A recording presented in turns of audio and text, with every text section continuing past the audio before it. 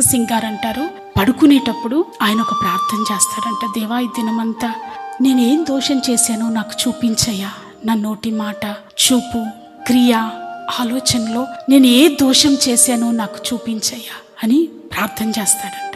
అలా ప్రార్థన చేసి ధ్యానిస్తాడంట. ఈ రోజంతా ఏం మాట్లాడాను నేను శుద్ధీకరించుకుని అప్పుడు పడుకుంటాడంట.